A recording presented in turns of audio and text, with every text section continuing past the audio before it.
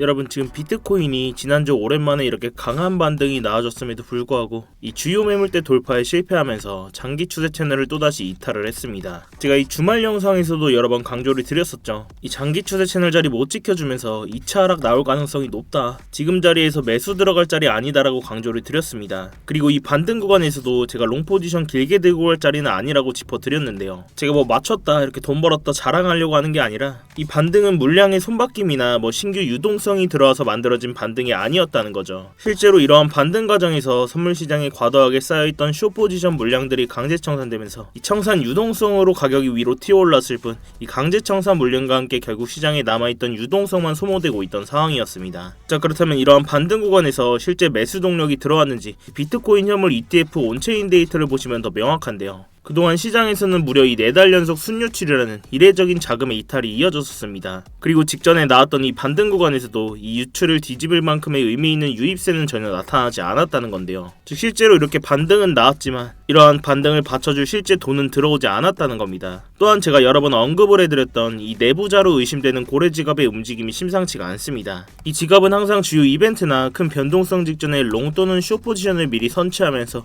이 막대한 수익을 가져갔던 지갑인데요. 지금 이 온체인 데이터를 보시면 이 지갑이 다시 한번 이 숏 포지션의 비중을 크게 늘리고 있는 상황입니다. 자, 결국 이러한 상황 속에서 지금은 이 상승에 도박을 할 자리가 아니라 다시 한번 이 하방의 움직임에 대응을 해야 되는 자리라는 겁니다.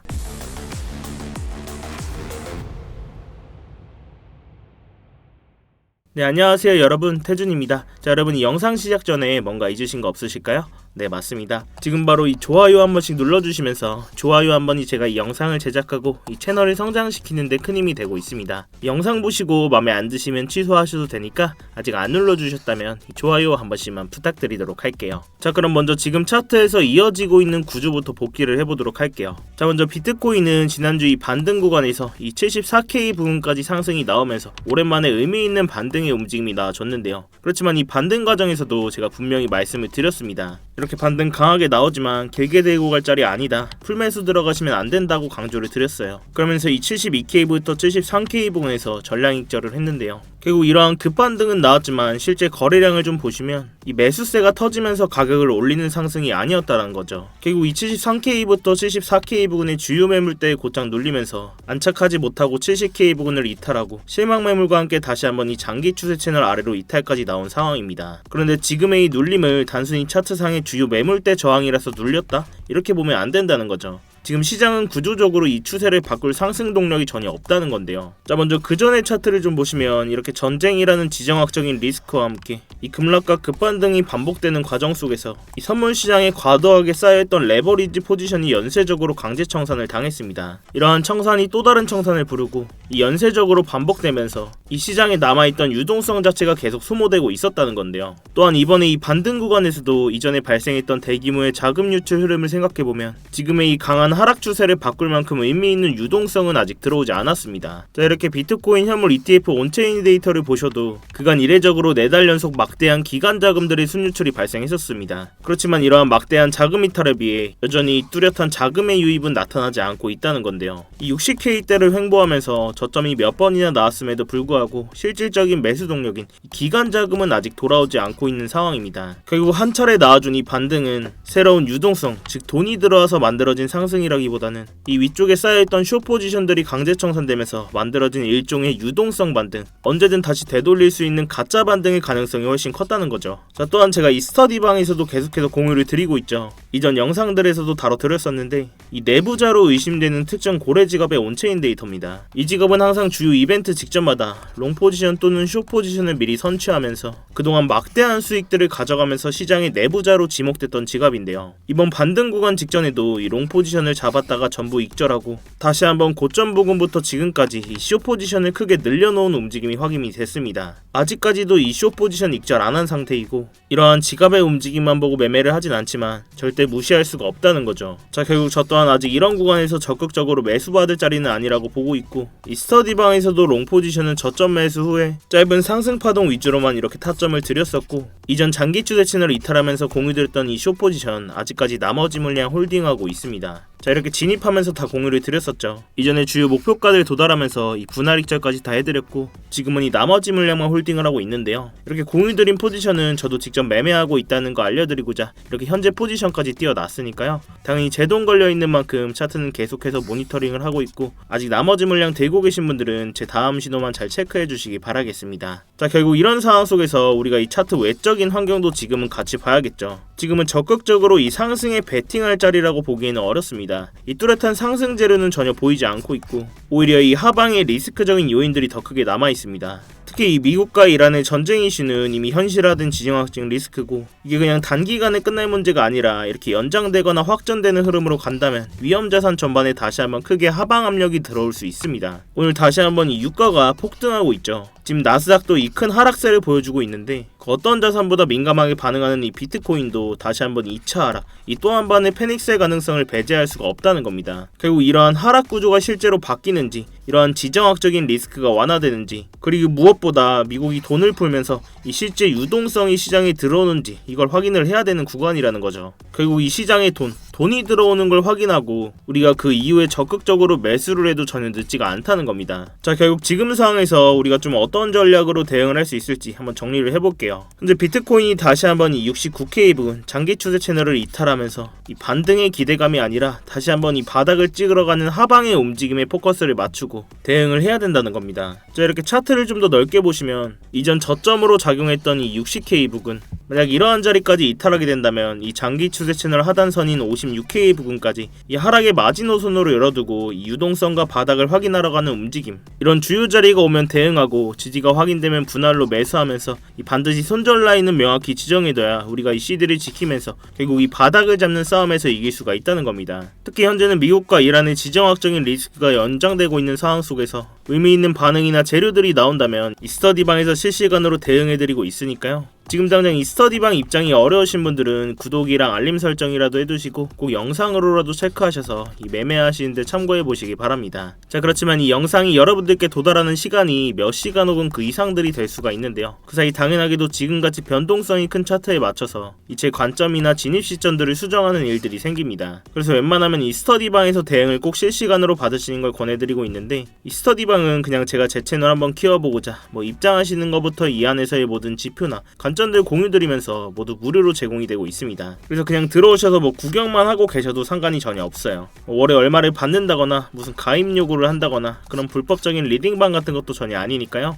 여러분들께서는 제가 이렇게 공유해드리는 관점 보시다가 제 관점이랑 여러분들의 관점이 동일하시거나 납득이 좀 가셨을 때 여러분들 손으로 자유롭게 매매를 하시는 겁니다. 결국 지금은 다시 한번 저도 이 하방의 관점을 보고 있지만 중장기적인 관점에서는 유동성이 발생하는 순간 이 강한 상승의 관점을 보고 있기 때문에 이 유의미한 저점, 유동성이 나오는 자리에서 이 풀매수 타이밍을 기다리고 있습니다. 이런 주요 구간들 서로 관점 공유해드리면서 단기 트레이딩 관점도 계속 공유를 해드리고 있으니까요. 대신 여러분들께서는 이러한 제 영상이나 이렇게 관점 공유 보시고 수익이 나셨거나 도움들이 좀 되셨다면 이 영상 하단 댓글창에 간단한 응원의 댓글, 뭐 힘 이렇게만 남겨주셔도 됩니다. 이렇게 댓글 한 번씩만 남겨주시면 제 채널이 알고리즘을 타고 성장하는 데 큰 도움이 되고 있는데요. 이 밖에 차트 관련된 질문도 좋습니다. 이렇게 자유롭게 댓글 한 번씩만 부탁드리도록 할게요. 자, 아무튼 이렇게 제 스터디방 들어오시는 방법은 굉장히 간단한데 이 영상 하단에 이 댓글창에 고정 댓글 링크 클릭하시거나 더보기란 누르셔서 링크 클릭하시면 이 휴대폰으로 보고 계신 분들은 바로 문자 발송 화면으로 넘어오게 되실 겁니다. 거기서 바로 이 전송 버튼만 눌러주시면 제가 입장 링크 답장으로 가도록 해놨으니까요.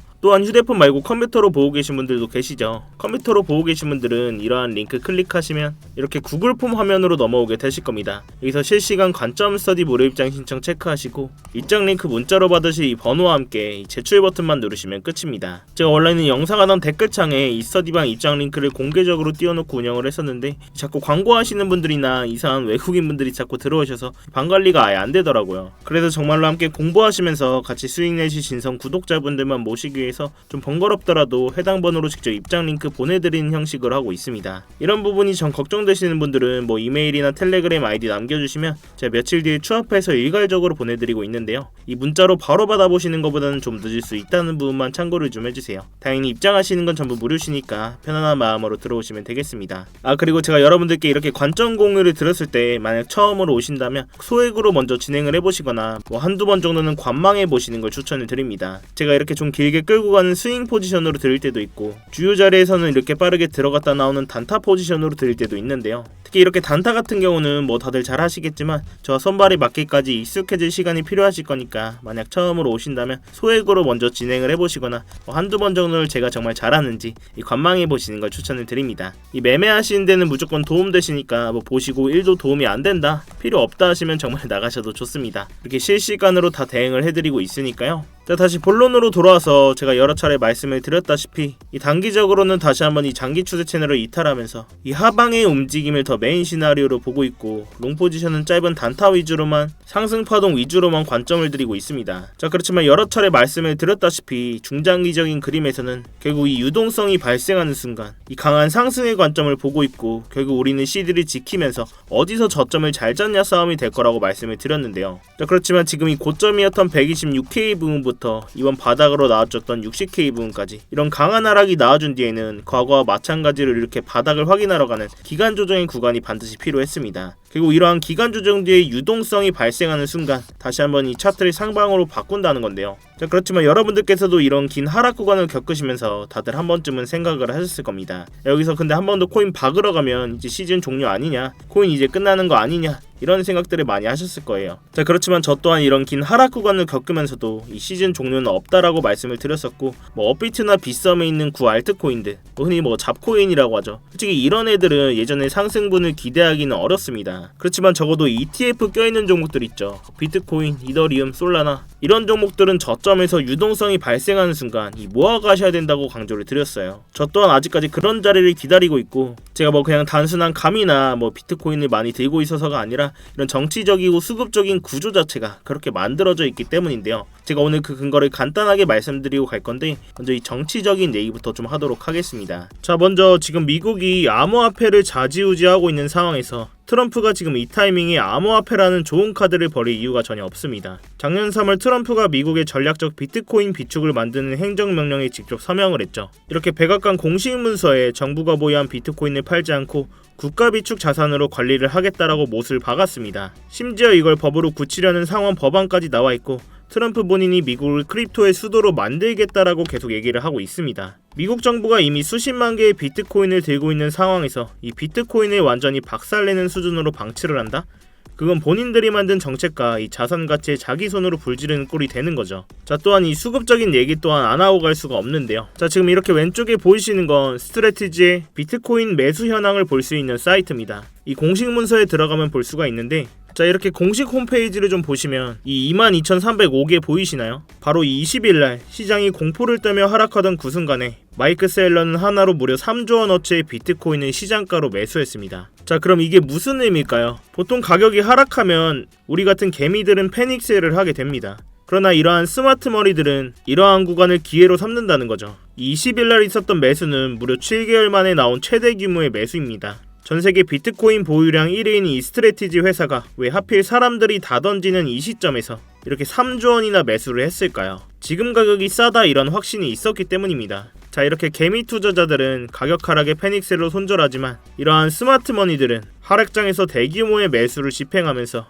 이러한 큰 금액으로 매수를 진행합니다. 결국 지금의 이러한 흐름은 지금은 조용하지만 이 다음 상승장을 이끌 수 있는 뿌리가 될 가능성이 높다는 거죠. 자, 결국 우리는 이러한 정치적인 상황과 이 수급적인 상황이 맞물린 상황에서 이러한 세력들 방어막 안에 숨어서 CD를 지키면서 저점에서 모아가는 매매를 하셔야 된다는 이야기인데요. 기준점을 잡고 감정을 배제하면서 잃지 않는 매매를 해야 된다는 이야기입니다. 자, 그럼 우리는 어디까지는 하락이 나올 수 있겠다, 어디에서는 저항을 맞을 수 있겠다, 이런 기본적인 기준점은 있어야 되겠죠. 자, 결국 마지막으로 한번 정리를 해보자면 아직까지도 다시 한번 이 하방의 움직임, 이 유의미한 바닥을 찾으러 가는 시나리오를 메인으로 가지고 있고, 결국 중장기적인 관점에서는 이 유동성이 발생하는 순간 그때서야 차트를 상방으로 바꿀 거다라고 말씀을 드렸습니다. 그리고 우리는 지금 자리에서 이 CD를 지키면서 이 바닥 잡기 싸움이 될 거라고 말씀을 드렸어요. 자, 이렇게 제가 사용하고 있는 장기 추세 채널 선들이나 각종 지표들을 활용하면 이런 공포적인 상황 속에서도 구조적인 타점들을 잡을 수가 있다는 건데요. 지금처럼 이렇게 변동성이 큰 장에서는 이런 방식이 가장 현실적이고 이 리스크를 줄일 수 있는 접근법이라고 생각을 합니다. 제가 이 가격적인 부분은 계속해서 모니터링을 하고 있고, 주 진입 자리가 나왔을 때는 이 스터디방에서 계속 관점 공유를 드리고 있으니까요. 이 어려운 장에는 같이 머리를 맞대셔야 됩니다, 여러분. 자, 아무튼 이번 주에도 이 전쟁 리스크가 연장되면서 큰 변동성이 나아질 것으로 예상이 되고 있는데요. 이런 자리에서 혼자 대응하시다가 손실 보지 마시고 제가 드리는 안전벨트 꼭 같이 매시기 바라겠습니다. 여러분들께서는 이 3초의 시간 투자하셔서 구독과 좋아요 한 번씩만 눌러주시고요.